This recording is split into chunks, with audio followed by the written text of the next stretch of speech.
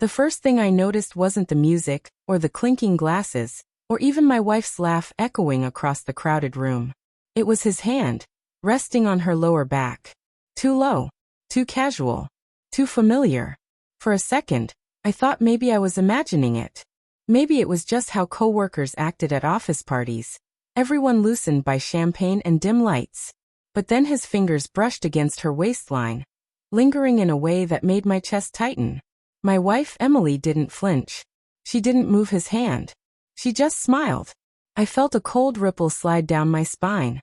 "Hey man," he greeted me a few minutes later, extending his hand as though nothing had happened. His name was Carter, her coworker, someone she'd mentioned casually in passing before. "Emily's husband, right? Heard a lot about you."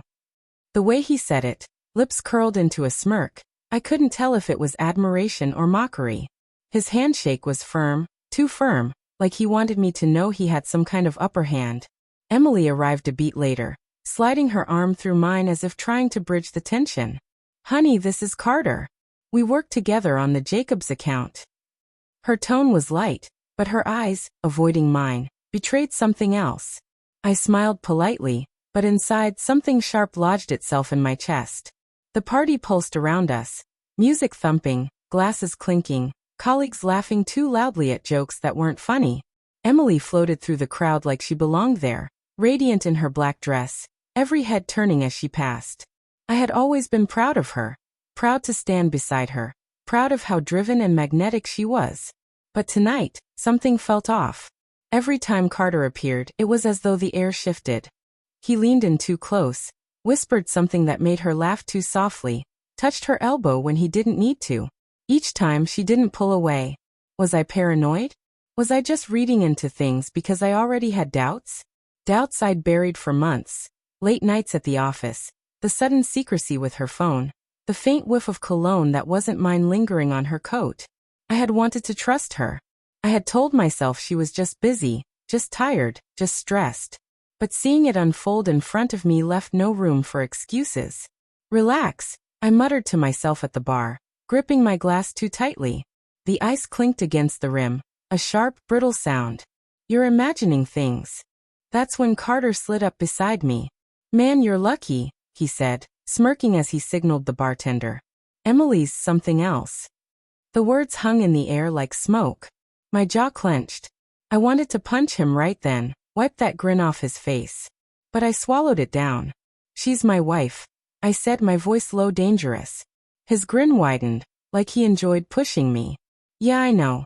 Doesn't mean a guy can't notice." I returned to Emily, placing my hand around her waist in silent claim. Her body stiffened slightly, just enough for me to notice. That tiny movement told me more than words ever could. "Everything okay?" I whispered, searching her face. Her smile was forced, lips twitching at the corners. Of course. Why wouldn't it be? But her eyes flickered, toward Carter, then away. The night dragged on. I watched them too closely, every interaction a stab in my gut. When she leaned in to whisper something to him, I felt my breath hitch. When he brushed past her, his hand grazing hers, I nearly lost it. Finally, I excused myself to the balcony, the cold night air hitting my lungs like ice water. My thoughts were loud, chaotic. Was she cheating on me? Had she already crossed that line? Or was this just harmless flirting blown out of proportion by my insecurities? I wanted to confront her.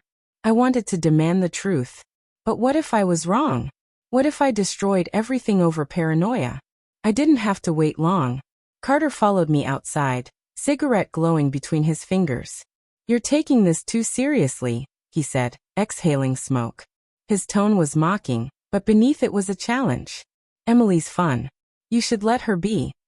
The word snapped something inside me. "Stay away from my wife," I growled. He laughed.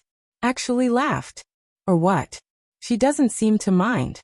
I don't even remember moving, but the next thing I knew, I had him pinned against the railing, my fist twisted in his shirt. His smirk finally cracked, fear flashing across his eyes. "You don't touch her again," I hissed. "You don't look at her again. Or I'll make sure you regret it." The cigarette fell from his hand, ashes scattering across the balcony floor.